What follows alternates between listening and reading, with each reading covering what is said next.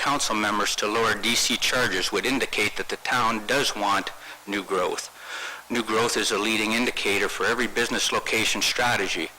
New growth sends a message to the business world that this is the place to establish my new business. BK Cornerstone and Kimball Estates are willing to work with your administration to prevent any flooding in our new homes. We believe there are a number of ways to mitigate any damage due to flooding, and we're willing to take on liability in this regard, but would hope that instead of stopping new home starts, period, you would allow us the opportunity to work even through both our consulting firms to come up with a reasonable solution which would allow us to proceed and the town to continue to grow without the hindrance of watching business disappear.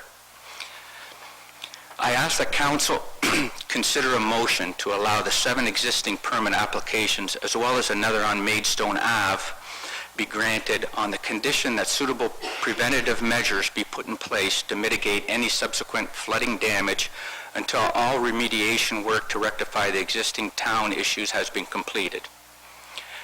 I thank you for the opportunity to speak on our concerns and to please consider the lasting effects of not finding a solution in which new business can occur in the town of Essex. Our goal is to continue building and developing in Essex into the future and work together to make this once again the hub of Essex County and the place of choice for businesses and new homeowners. Thank you. Any questions, Mr. Clunder? Council members? No? No? Any comment from administration?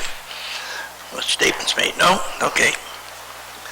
One thing I heard you say in the last minute, Mr. Clunder, was you're prepared to take on liability for flooding? Yeah, so what I meant by that statement is we, obviously when we move new people into new homes, as much as, you know, some of their insurance did cover, it's very hard for us to tell a homeowner that they need to go through insurance when they just bought a brand new home for us. So we felt direct effects of what happened there, but we ensured the homeowners that we would fix up the damage and we would take care of damages there. Some had previous damage prior to that, and we incurred a lot ourselves. Our carry-on warranty requires us to warranty for 2 years all distribution system, which includes sewer. So from our end, we're still obligated to carry that warranty.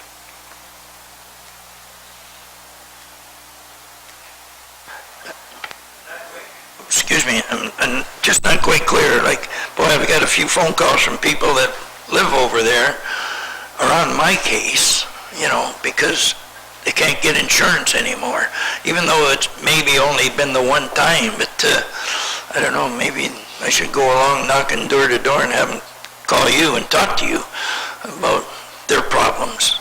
I don't know. Oh, we took care of a lot of that problem. I know. Okay, I have Deputy Mayor Malash. Thank you. Thank you, through your worship. So, Mr. Clunder, the street on which the duplexes are being built, I've had calls from several individuals that live on the street that are saying, we do not want you to allow additional development on the street because we feel that any additional strain on the system will cause the continuation of flooding in the area. And that's why we've gone to our administration and we've said, you know, is this true or is this not true? And the outcome is that we can't take the chance that no council or no councillor is going to say we don't want growth in our community. I mean, it's all good facts that you pointed out. It's true. But we have to be concerned about the residents, 200 or some homes that are affected by the flooding. And until we have a solution in place that we can go back to those residents and say, you know, we can pretty well guarantee, based on the steps that we've taken to make the infrastructure better, that you're not going to have flooding in your home. But until that point, I almost feel that we'd be reckless in saying, allow more development and take the chance that that additional development would put the additional strain on the system that would cause these individuals to have flooding in their basement. And I don't know if you were here when we were discussing that. We had a pretty large audience here. I mean, overflow into the lobby of this room. And these were all people that had their basements destroyed. $50,000 to $100,000 worth of damages that they couldn't get insurance coverage on, and most of those homes that were insured are now in a position where they can't get insurance if they were to have another flood. So it's a difficult position for us to be in council, as council members.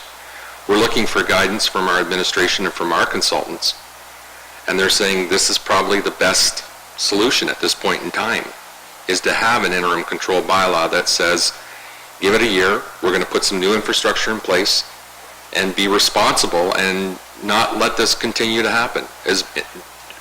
Push for the best solution that we can find to not let it happen again. There's no guarantee that it won't happen again. We can't guarantee it. We're not perfect either.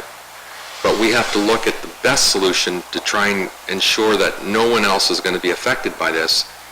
And any additional building or construction that we allow, there's an opportunity that it's going to cause additional strain on the system.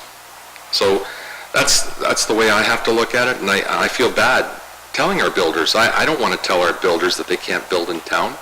I understand that there's a constraint to any business when we do something like that. And I'm sure it's the same position of anybody around here, that we do not want to put our builders in that position, but we have to be as responsible as we can to those concerns of people who have been affected with flooding. Thanks, Mr. Mayor. Thank you, Chair. Councilor Bundy?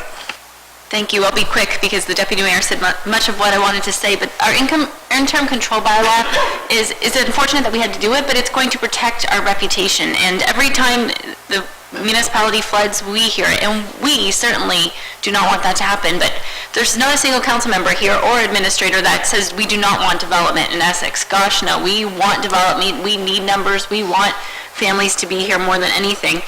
Not only will the new infrastructure help, but also the new policy. We may be building to a different standard when this is all done, so that's important, right? To grandfather you in isn't going to help anybody. It's in my book right here, and we'll be on administration as soon as we can, and if we can get it done in 6 months rather than 8, we will. And if there's anything that, we have budget on Thursday, if there's anything that council can start approving before we have our final approval of budget, so Chris can get his tenders out, then I would be willing to have that discussion too. If there's something that Chris can bring forward so we can put out the tenders sooner rather than later, I think that that's important too. So we're working with you. It's not that we're working against you. Please don't take that message. But it's to protect our residents at the end of the day when you're long and gone and they're here, you know, yelling, pointing the finger at us. And I haven't been around for all the planning in the past, but I can account for planning going forward, and that's all we're trying to do, I believe. Thank you. Anyone else, Council? Councilor Bergman? Thank you, through your worship. Mr. Clunder, thank you very much for coming out and talk to us. As a resident of Ward 1 and a business owner in the ward, it is in our best interest to keep people coming here and to keep ourselves open to business. But we have made a decision based on the fact of the flood and the people that came to us. And we will work as fast as we can. Again, just getting clarification as far as getting our policies, getting our infrastructure done. But we need this to happen, and we will go as quickly as we can, but we can't start making allocations because I have another couple of calls of people that have a couple places. They just want to replace one house. They just want to finish off one property, and we can't start picking off one here and one there. We have an interim control bylaw. It's there for a reason, and it would not be fair to the greater community. So I appreciate you coming. I understand it. Unfortunately, we are where we are today, and hopefully we can get there quickly. Thank you. Anyone else? Wrap up comment, Mr. Connor? Yeah, just a couple of comments that, I know the flooding issue that's happened in Essex is not something that hasn't happened in other municipalities in the past. It's happened in Tecumseh, it's happened in LaSalle, it's happened in the city of Windsor. To my knowledge, I don't think the interim control bylaw was ever enacted by any of those municipalities. And I think they tried to work, my understanding is they tried to work with the developers to keep developing going. And I fully understand the situation you're in. Don't get me wrong, I'm just bringing my 2 cents worth, just for the simple reason that the way we're looking at it is in those particular areas, they looked at what the impact of the future development was with what they were picking off when Mr. Nemsey talks about picking off the low-hanging fruit. So those things are being done as things are moving forward. That creates more capacity in the system. I know they worked with their developing community because they've seen the importance of what business drives and what business brings to a community. Like I said, as president of the Home Builders Association, I hear a lot of that myself. I'm constantly talking to developers, to builders, and I've recently sold my house. I'm going to live in Essex.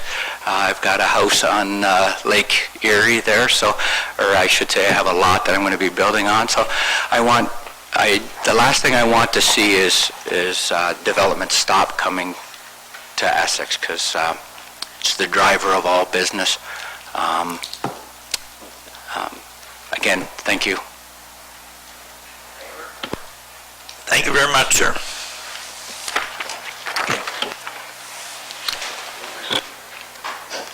Okay. Yeah. Move your seat. Okay. Steve, Mr. Borkman, and Councillor Bundy. All in favor? All 4 reports? Yes. Motion carries.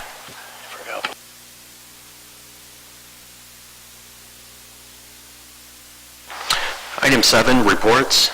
7A, Building Department, report number 2016-01 for receipt. Councillor Snively, supported by Councillor Bundy. Any questions? All in favor? Motion carries.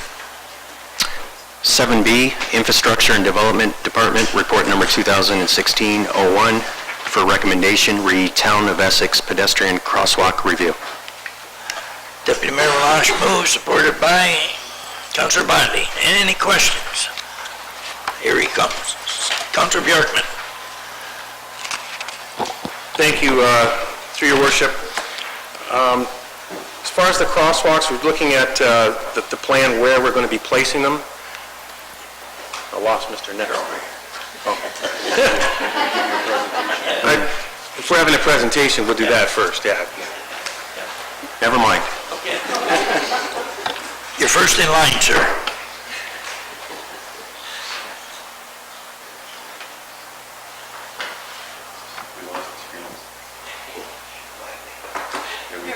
Okay.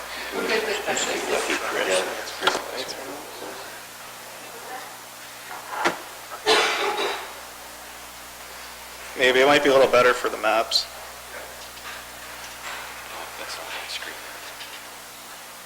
That's not.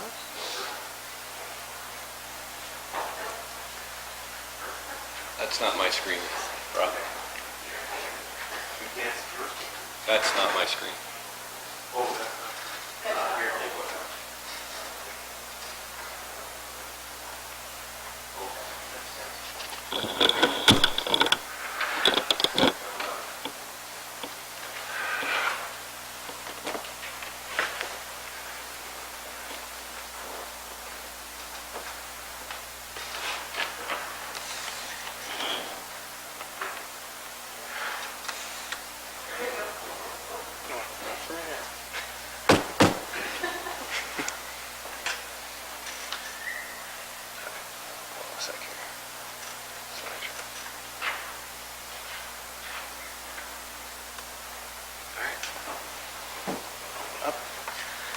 All right.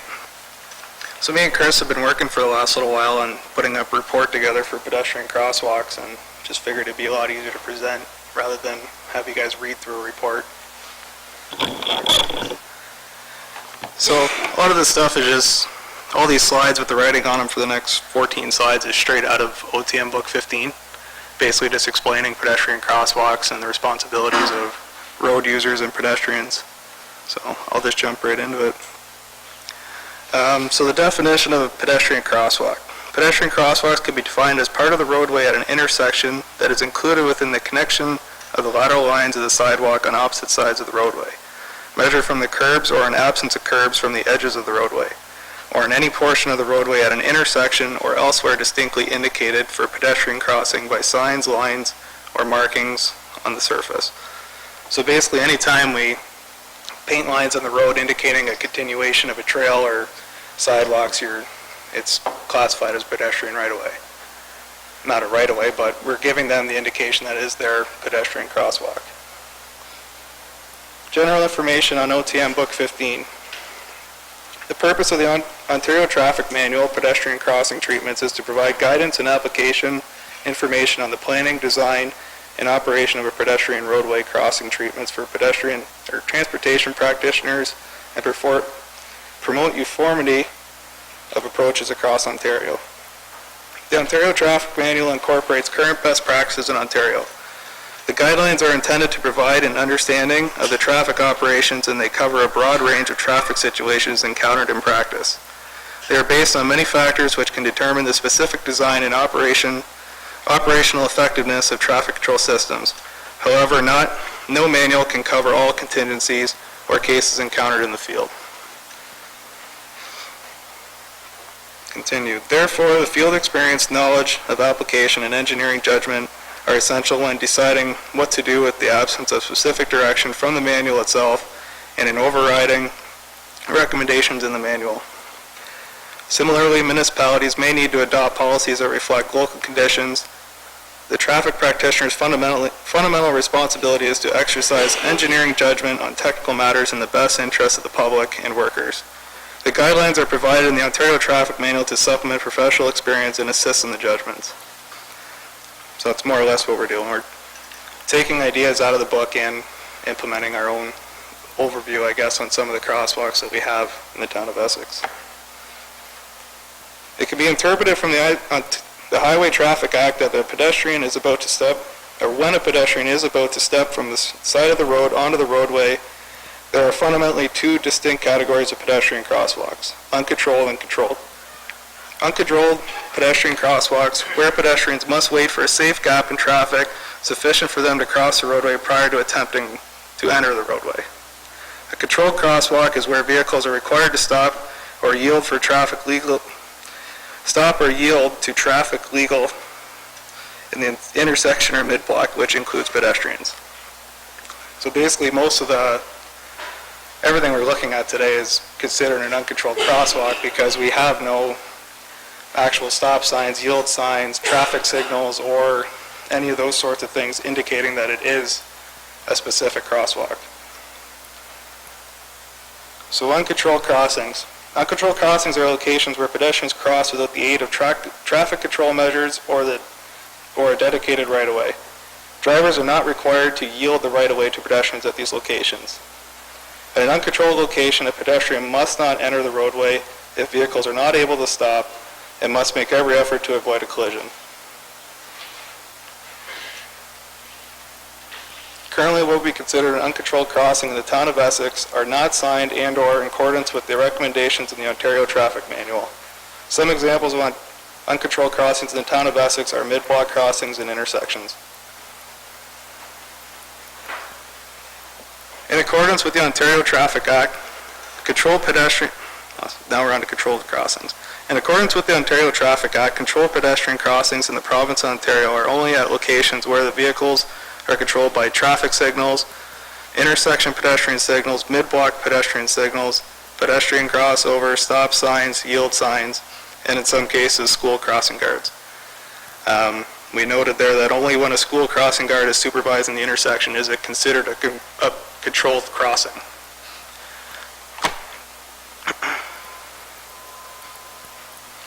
So controlled crossings. Traffic control measures may be used to provide pedestrian added protection through the use of controlled crossings. At these crossings, drivers are required to yield the right-of-way to pedestrians in specific conditions, being controlled intersection either by a stop sign, crossing guard, or signalized intersection. Controlled crossings, in order of increasing complexity, may include locations that are controlled by stop signs or yield signs, pedestrian crossovers, intersection pedestrian signals, mid-block pedestrian signals, or full traffic signal areas. And the next slide kind of just dictates how that starts from the bottom and increases its way to the top, so. Let me explain that a little more. Yeah, I mean, basically what it's showing there. Basically, just, the hierarchy just explains where, like I just said in the last sentence, starting with school crossing guards, it can be used as a part of a treatment for a controlled crossing, and then moving into stop signs, and then into OTM Book 7, and then, or Book 15, and then actual traffic signals. The use of school crossing guards is also considered to be a form of pedestrian control at a designated crossing during school periods. The crossing guard ensures opportunities for children and other pedestrians to cross safely. School crossing guards are normally stationed at school crossings, but also may be stationed at locations where controlled crossings are already present. It is important to note that, like I previously mentioned, it is important to note that these are considered uncontrolled if the crossing guard is not present. So pedestrian rights and responsibilities. Notwithstanding the distinction between controlled and uncontrolled crossings, the rights and responsibilities for pedestrians are recognized by the Highway Traffic Act. In the absence of statutory provisions or bylaw, a pedestrian is not confined to a street crossing or intersection and is entitled to cross at any point, which I believe last year or 2 years ago, Chris did a bit of a study on how people are using the crosswalks downtown and indicated where people are just crossing at their own will. So they're not confined to an actual crosswalk. They are able to cross at any point in the street. Unless you're at an actual signalized intersection, they are to use these signals and cross accordingly. However, pedestrians crossing the right way must look to ensure crossing can be made safely, or possibly may be held responsible for any ensuing collision. The dual responsibility puts the onus on both road users for each other's safety, as there is no prescribed right-of-way. As pedestrians are more vulnerable road users, they must take extra care to ensure that all approaching drivers have seen them and have or will be able to stop safely before they consider entering the roadway. Pedestrians must exercise due care even when they are lawfully within crossing and have the right-of-way. It is not absolute right, and they must exercise care to avoid a collision with a vehicle. If there is a crosswalk at a signalized intersection, pedestrians have to walk within the crosswalk. So currently what we have in the town of Essex. As noted previously, the town of Essex has several pedestrian crossings, both controlled and uncontrolled, including areas with crossing guards. The following two figures, Figure 1, Essex Center, and Figure 3, being Harrow Center, show the locations and the type of crossings that are currently requiring treatment. Please note that there are currently no crossings on the town of Essex roads within Colchester and McGregor. In the town of Essex, we utilize a variety of controlled crossings using stop signs, traffic signals, or crossing guards, and warning signs, and hopefully implement a little more detail downtown. The next slide, we've already gone ahead with some of this. We signalized some of the sections on Maidstone and Gosfield, and one down by Medora and Maidstone, using this exact intersection. So every school crossing section where we have a school crossing guard already has the signs, but not necessarily the line setup that we have there. And at the same time, we purchased stop sign paddles last year for the crossing guards also. So now they have LED stop paddles with all the lights around the outside. I don't know if anybody's seen them or not, but. So Figure 2 is Essex Center. And on this map, all the green areas are the areas requiring some sort of treatment. Those are all uncontrolled crossings that we have throughout the town that we're looking at either removing or implementing some sort of, modifications using OTM Book 15. And all the yellow dots are areas where we have school crossing guards, except for 4 and 2, which have, with the finalization of Fairview, are now signalized intersections. I'm just going to pop in here and speak about the Shingles one. The downtown pedestrian crossings in downtown Essex Center, currently looking at the OTM Book 15 standards and what they recommend for when to put a pedestrian crossing in, they're right on the border of needing one. You know, typically how it's noted is if you're within 100 meters of a controlled crossing, so if you're within 100 meters of a stoplight or a stop sign that has a controlled crossing, you shouldn't have a mid-block crossing or an uncontrolled crossing. Ultimately, people should walk to that light and cross at that light if they, you know, want to cross in a controlled atmosphere. As Norm noted before, that doesn't happen. I mean, you watch downtown, people are just walking on the sidewalk and they see a gap and boom, they cross. The issue with the 2 Essex Center crossings are they've been grandfathered and they're felt by the residents here and the people here, they're felt to be controlled crossings. People feel that that's where the crossings are. Ultimately, you know, we had to do nothing. We had a removal option on these 2. But I know if we remove those 2 crossings at Shinkles and at Lair, we would have issues. So knowing that, we decided to move forward with treatments at those 2 crossing locations. And that's something that Norm will take you through now on what we can do, since we know we're going to have them, since we know they're going to be there, what we can do to make them more visible to both the motorist and the pedestrian. The one about Shinkles, I guess, that crossing there at Shinkles and the Dollar Tree is ultimately when the silo district is developed and maybe that trail system comes through, maybe that crossing gets incorporated up at the railway crossing, or maybe it's going to be signalized intersection there. I don't know, but this in the interim is something that we feel will improve that intersection. So I'll give it back to Norm here.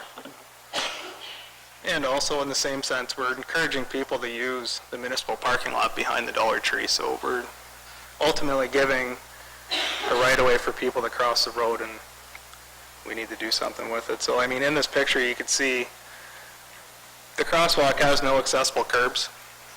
Basically, if you're in a wheelchair and you have to get out onto the roadway, you're ultimately running right into a parked vehicle in the handicap accessible parking space. So I think basically what we're saying is to move the crossing northerly, which would ultimately remove 2 parking spots, but still keep handy accessible parking space, just moving it northerly, and incorporating some signage, and which will be on the next slide, that type D mid-block crossing. The other thing I want to add, and this was brought up at our budget meeting, is also in doing this, we'd look to add more enhanced parking signage so that we're telling people where to park. So that incorporates, I guess, ultimately, if we want them parking behind the Dollar Tree and we want them parking behind the fire hall, then this crossing becomes a more viable option for them, because that's kind of where they're going to be coming out. So this type D is mostly what we're going to use in a lot of these situations. As you can see, the shark teeth, as Chris calls them, is more of like it's a traffic calming measure. You know, it's giving people the idea that there is a pedestrian crossing coming up. And obviously you can see the lines for the actual crossing kind of highlights it a little bit more and makes it a more visible crossing for the pedestrian and the motorist.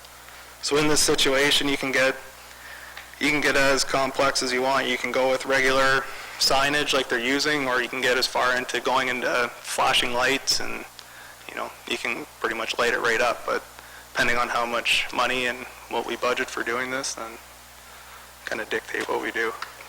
yeah, I think this crossing treatment here with the signage and the extra paint on the roads with the shark teeth and the real highlight highlighted hatching of that crossing will bring that awareness to, the motorist is going to be driving, he's going to see the signage, he's going to see the shark's teeth on the road. Okay, something may be happening up here.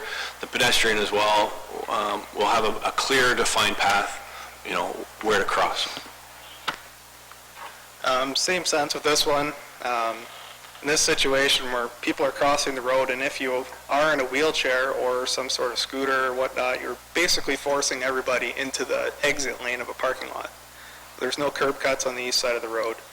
And same situation, we want to implement the Type D, do curb cuts, remove, which is now a accessible parking space, not remove it, but move it up to the next parking space and giving people more of a sight line on that east side of the road, because as you can see where that vehicle is parked right now, anybody traveling south can't see somebody in front of the Bank of Montreal.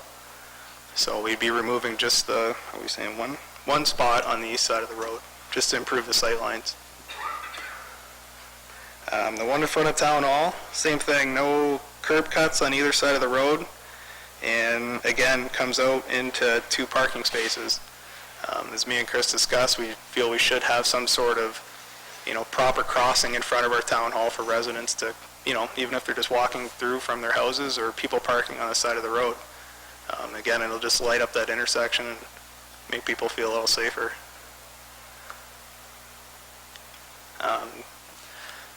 This one here is pretty straightforward. Just remove the lines. There's no traffic control measure here. It is curb accessible, but there's no stop signs. It's just a straight right-of-way. Nothing stopping vehicles or indicating vehicles that there is a pedestrian crosswalk here. Even it's not a highly traffic area, but it's still giving, what's that? It's just, we're giving people the idea that they can walk across the road safely, and it's not exactly the case. This one here, we, as everybody knows, did a new, Hanlon and Eiler, we did a new sidewalk in front of the nursing home, extending down to Hanlon. So I guess we're calling them trail calming bollards or some sort of barrier, I guess, to slow pedestrians down and make them think before they just cross the street. Again, it'll be a Type D. It won't be a controlled intersection, but we're looking at maybe implementing some sort of traffic bollard or trail bollard to slow pedestrians down and not just cross the road. This one here. There is no lines on the road, but those signs have been there probably longer than I've been alive. This is right next to Essex High School behind the Winks on Maidstone Avenue. Again, we're implementing Type D, considering it has been a crossing, and we've gone ahead and put new sidewalks in that area, indicating that you can cross that road at the intersection. Well, it's not an intersection, it's actually a mid-block, but we want to keep that because there is kids who obviously walk down the boulevards and cross the road in that area. So again, we want to implement the Type D pedestrian crossing there. So Harrow Center is a little easier, really. Again, all the green indicates the areas requiring treatment, and all the yellow indicates all the places that we currently have crossing guards. So this is Sinnesack and Erie Street. Again, we've given people the indication that they can just continue on across the road, even just with the sidewalks the way they are, but we have no stop sign, no yield sign, and it's just a through street. And again, it's not a highly traffic area, so we're basically just looking at removing the lines to reduce their liability. Maple and Victoria, again, it's just a continuation. This is the only one I put remove lines on here, but we kind of discussed this one ourselves. We're looking at remove the lines. It is on the main street. There is no indication of any pedestrian crosswalk there, and we have a pedestrian crosswalk at each corner. So, Victorian Center, again, not a highly traveled area, just looking at removing the lines.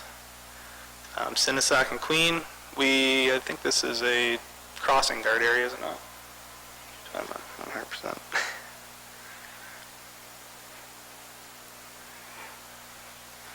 You got this line on there? 5. Yeah, 5 is. Yep. Oh, 2 is. So 5 is pedestrian, yeah. So again, this is just another area where we're looking to remove the lines, even though we have curb cuts, but it's still not a controlled intersection. Center and Walnut, same thing. King and Church, this was the area that we did have a crossing guard previously, but now the crossing guard is down at Arthur Street in King. So again, we're just looking at removing the lines. And same with Munger.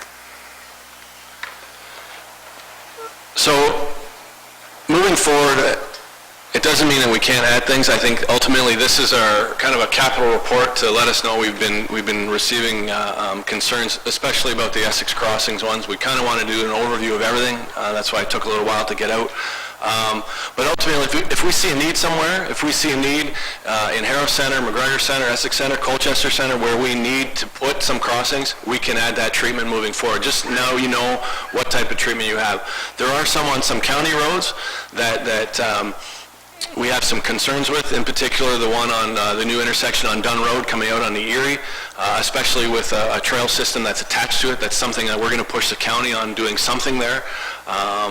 And then, you know, there's the County Road 50 crossings, anywhere that we're crossing that county road. So, and then the Greenway crossings. So that's something else we need to look at and clean those up. So I know a lot of info, but ultimately just information for you guys moving forward where we want to go with these crossings. With questions, we have Deputy Mayor Melange, Councillor Caxero, and Councillor Brooks. Thank you through your mayor to Norm and Chris. So I understand, you know, in some sense, some of them, why there's, you know, they're popular crossings.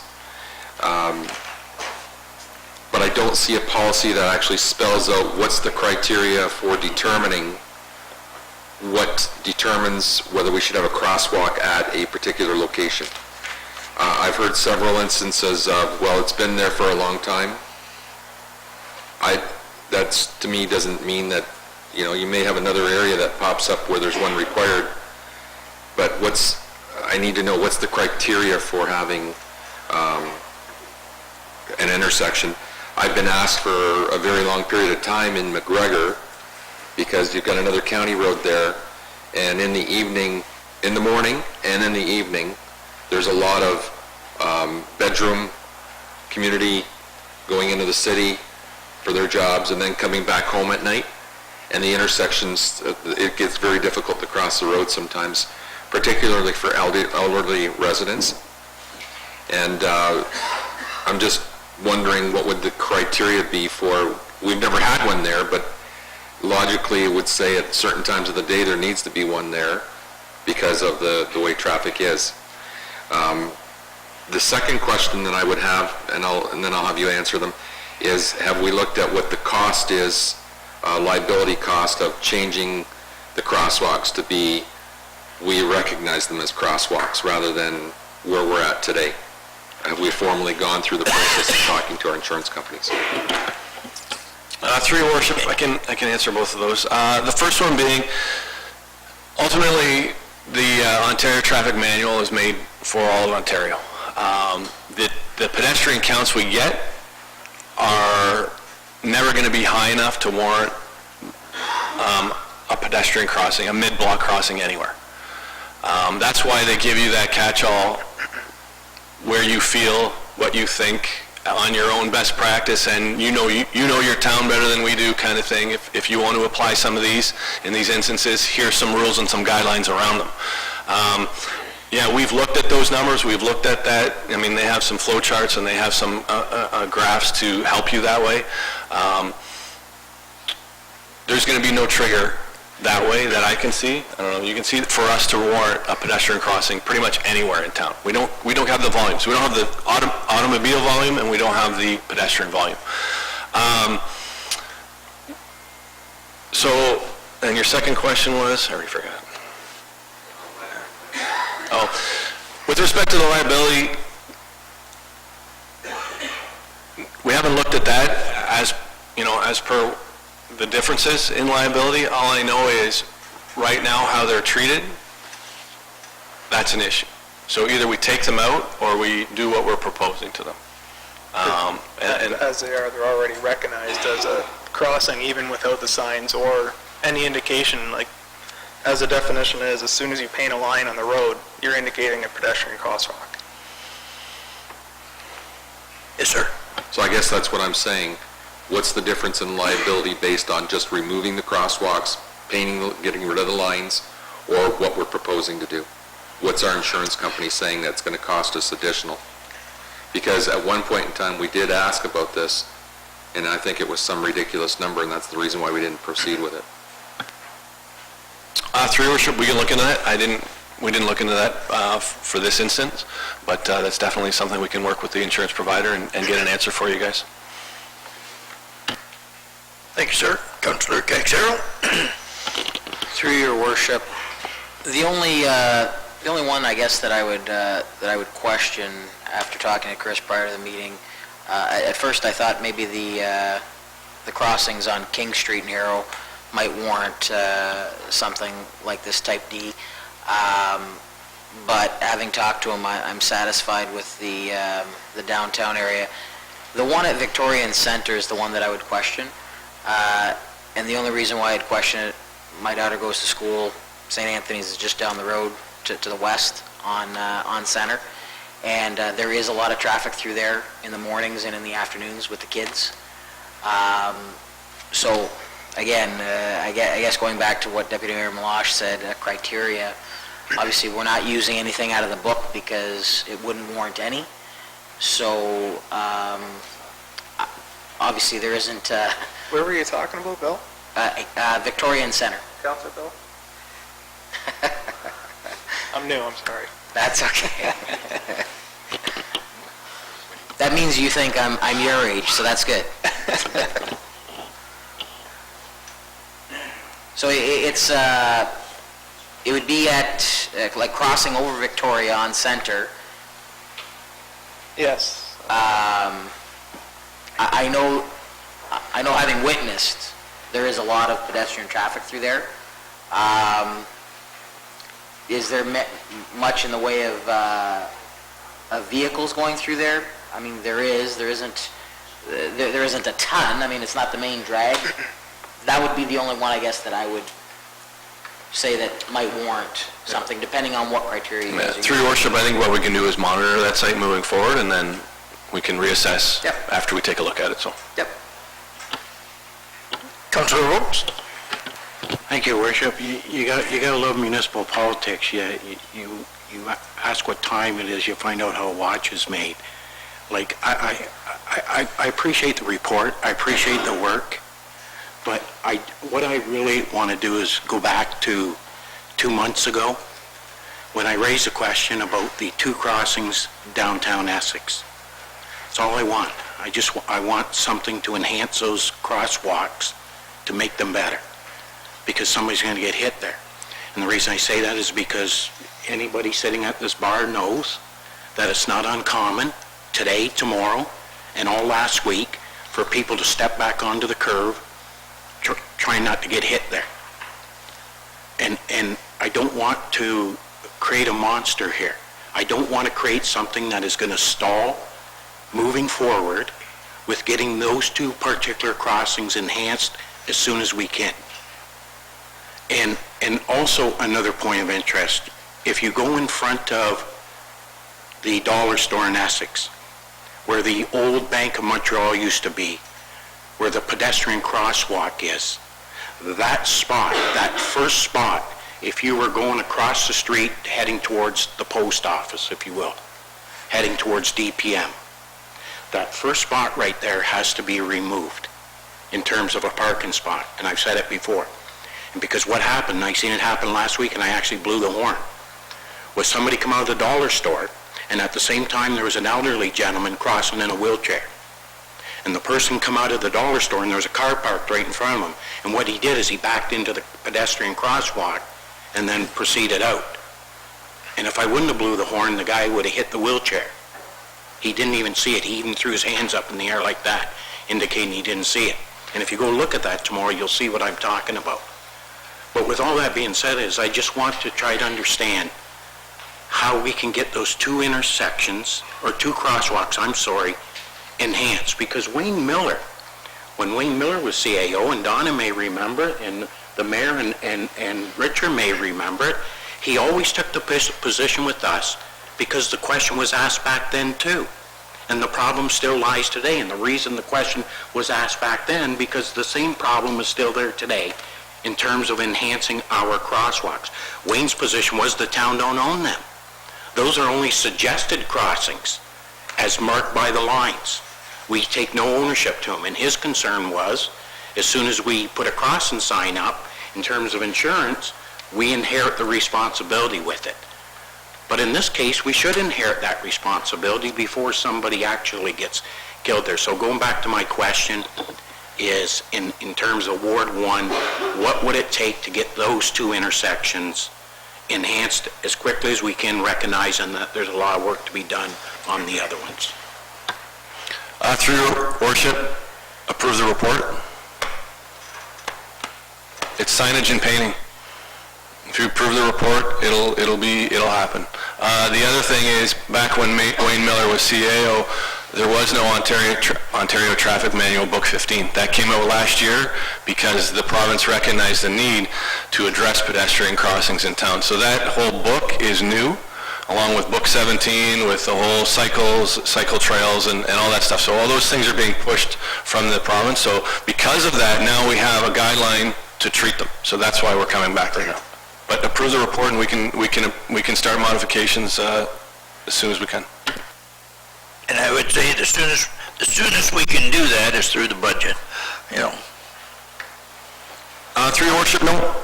The signage and the painting can be done immediately. It's just, I mean, that can be covered in operations. The curb cuts and the sidewalk modifications, that may have to wait for budget, but for the last, ever since I've been here, 7-8 years, you've approved $70,000 to $80,000 in sidewalks works. That's where we would look to take that, so. Councillor Vokes, do you have something further? No, obviously, I'm just going to ask to receive the report and move forward with it. Well, we have 2 or 3 more. No, I get it. Comment to that statement, Deputy Mayor Marsh. Thank you, through your worship. I'd love to be able to say this evening that I'm in favor of moving forward, but I want to know what the liability cost is to our insurance before we move forward. We looked at this in previous years, and the reason why we didn't move forward on it previously was because of the liability cost. So I want a liability cost before I'm willing to vote in favor of it. Councillor Vokes. Thank you, Worship. I get that, Rich. I do. I really do. But at the same time, so if they come back and say the liability cost is X amount of dollars, and we go, wow, I can't believe it's that much, are we going to go, well, no, okay, just let somebody get killed there? I hope we never say that. No, but you know what I'm saying, though? I don't mean that. I don't mean that argumentatively or disrespectfully, but this is something that needs to be done no matter what the underwriters charges for a liability cost. Because people are they inherently use that spot. Okay, one more reply. Deputy Mayor Marsh. Well, I just want to respond to that. We put up a sign that says, cross at your own risk and take the lines out, if it's going to cost us $1 million more a year to have those there. I just want a dollar amount before we move forward on it, that's all. What if it is $1 million? What if it's $2 million? I don't know until somebody tells me what that dollar amount is for having those 2 crosswalks, insurance-wise. Because I remember last time that it was probably 5 years ago, I'm guessing, because I think Mr. Ennis was on council at that point in time. I believe that it was like, we looked at it, and the insurance company came back to us and said, do not put them in.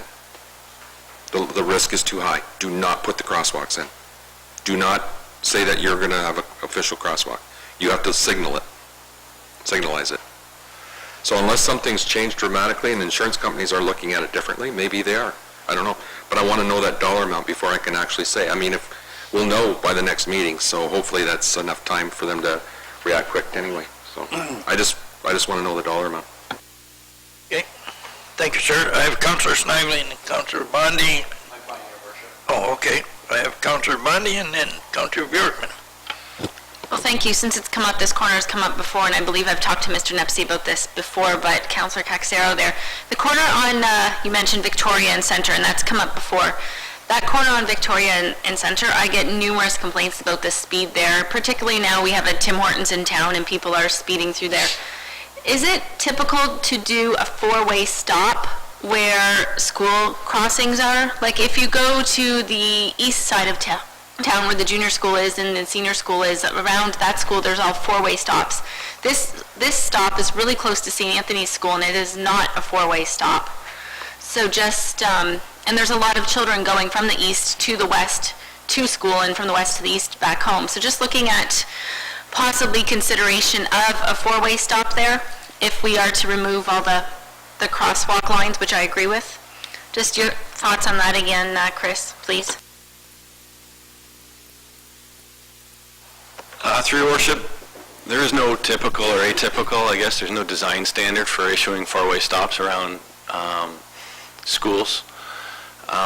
So I don't have an answer for you on that. I think the last we discussed, it wasn't deemed necessary there as far as traffic counts and pedestrians crossings. But again, this isn't the be-all and set-all set in stone. We can move forward, we can assess and reassess, and we can do that there. We've got a brand-new traffic counter that we can highlight traffic counts and get some facts back and go that way. So that's what I would suggest in that corner is do a little more investigation similar to the other corner and then come back with the findings.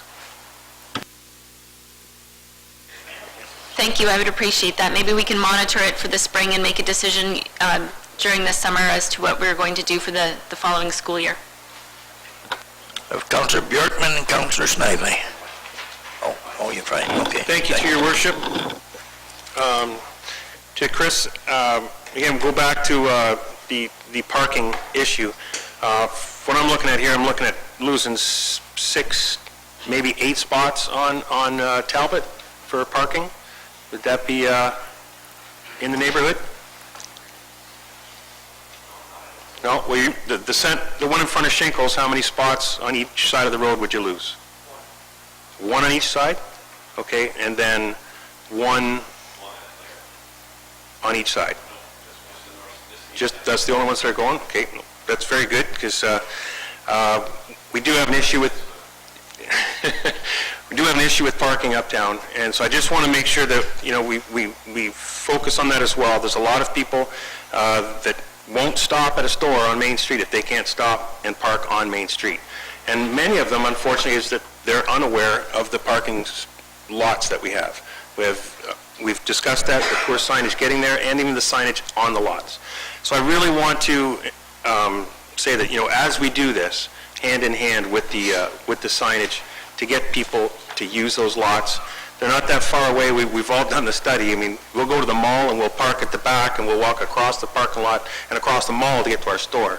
But we won't walk 80 feet to get to a store downtown. So we just really need to make sure that that's there.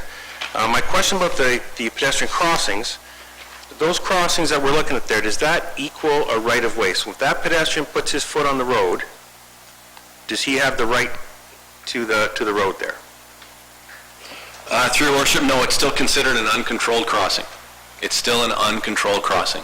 It's just more highlighted for both the traffic user and the pedestrian. As noted before, the onus, it's dual onus.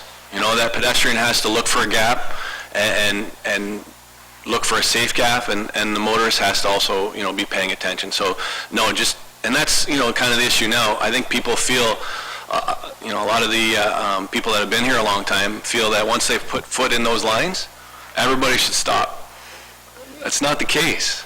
It's not the case. But with signage and some warnings, it'll at least highlight that area. So just one follow-up. I think maybe we could look at, I've seen it in a couple smaller communities that we've traveled through, is just as they're coming into the community, there's a sign up that says, watch for pedestrian crossing. And it's, because not every community has them, not everybody uses them. It might be just a little something on the outskirts of town as you're coming in that this is a pedestrian-friendly community, and it's something they would be looking for. Through your worship, if I can comment, that type D crossing treatment that's provided does have, it has 150 meters before the crossing, a yellow sign with a pedestrian crossing symbol on it, as well as the sign at the crossing. So it's warning drivers in advance that there's a crossing ahead.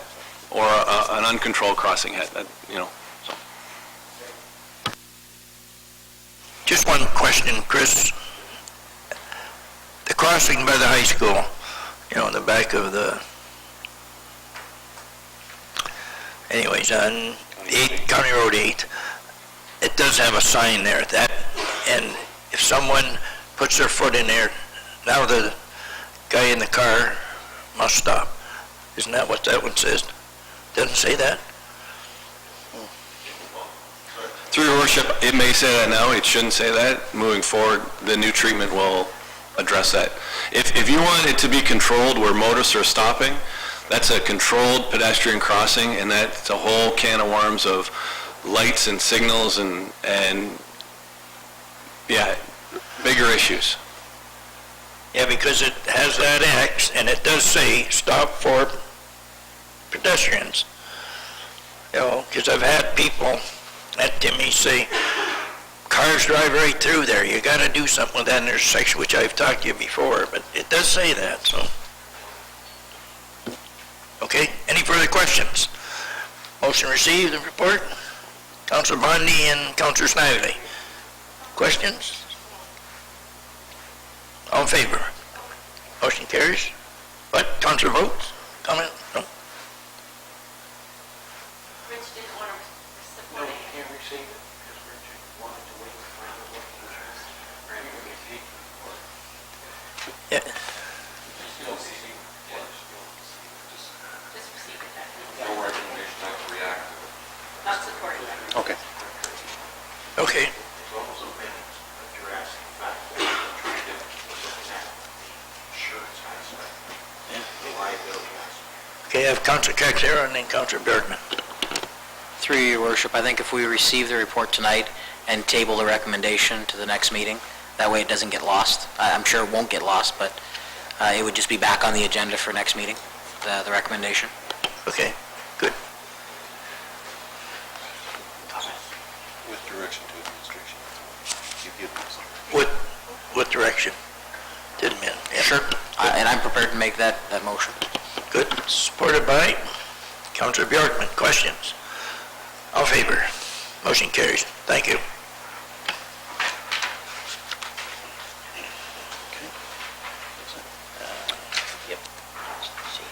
Your worship, our last report from administration is Department of Economic Development, Ann McCoskey.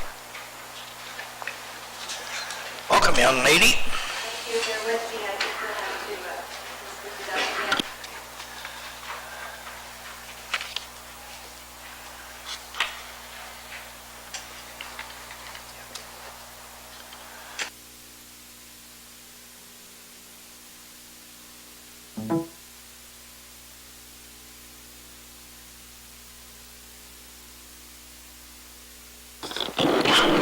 Good evening, Your Worship, members of council. Thank you for the opportunity to allow me to show you the newly minted Economic Development and Planning Services Facebook page. This was created by our communications manager, Lori Brett, under the premise that rather than creating an independent, I've got a like already, isn't that cool?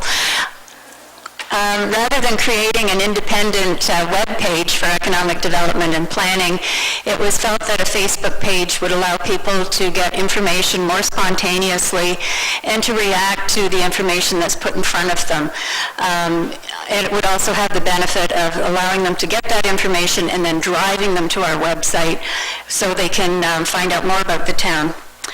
So the purpose of the Economic Development and Planning Services Facebook page is for people to find kind of, as it happens, information on town services, events, meetings and conferences. It'll help us to promote the CIP, which is one thing that council thought we should be spending more time on, and other topics of interest. It'll also allow us to share relevant information from if I can get this to scroll down the page on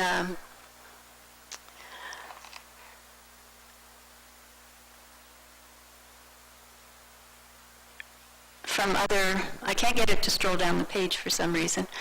Let's try this. Where's that? Where?